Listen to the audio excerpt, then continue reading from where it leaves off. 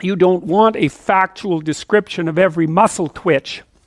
You want them to distill their experiences down into the gist, which is the significance of the experience. And the significance of the experience is roughly what you can derive from listening to the experience that will change the way that you look at the world and act in the world.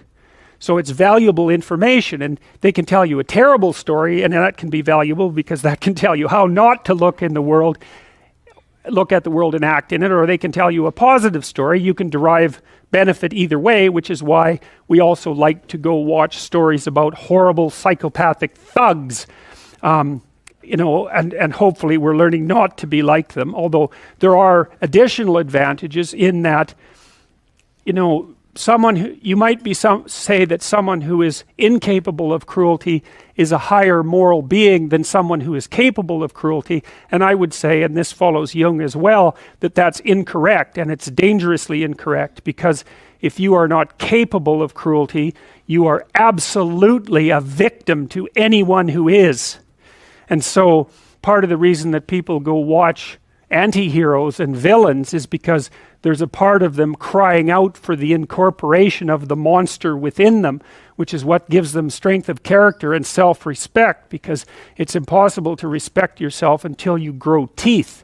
And if you grow teeth, then you realize that you're somewhat dangerous, or maybe somewhat seriously dangerous, and then you might be more willing to demand that you treat yourself with respect and other people do the same thing. And so that doesn't mean that being cruel is better than not being cruel. What it means is that being able to be cruel and then not being cruel is better than not being able to be cruel.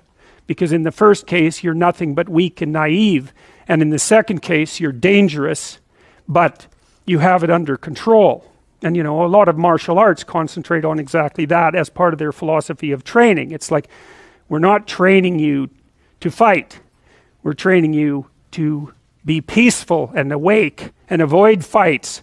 But if you happen to have to get in one, and I guess the philosophy also is that if you're competent at fighting, that actually decreases the probability that you're going to have to fight, because when someone pushes you, you'll be able to respond with confidence, and with any luck, and this is certainly the case with bullies, with any luck, a reasonable show of confidence, which is very much equivalent to a show of dominance, is going to be enough to make the bully back off.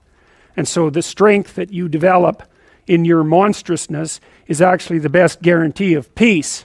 And that's partly why Jung believed that it was necessary for people to integrate their shadow.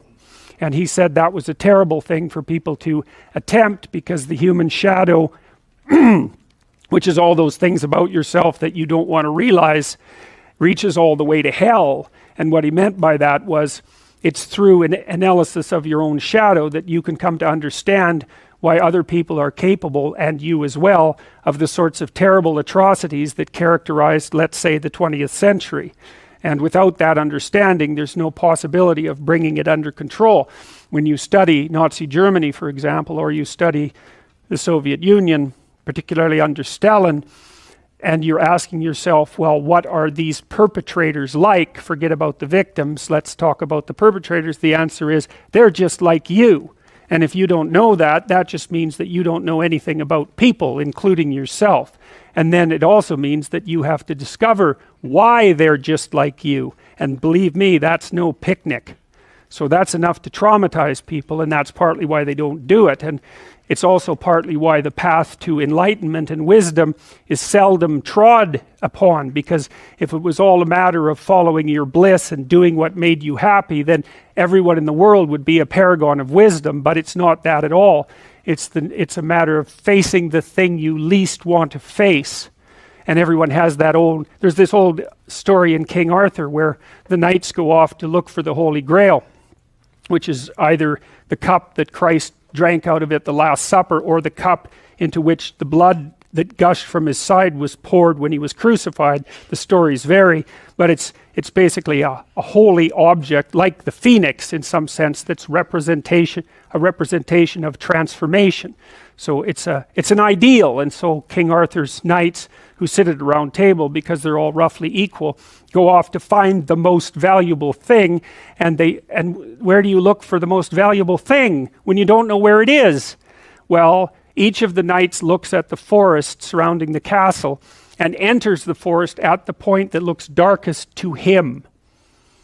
And that's a good thing to understand, because the gateway to wisdom and the gateway to the development of personality, which is exactly the same thing, is precisely through the portal that you do not want to climb through.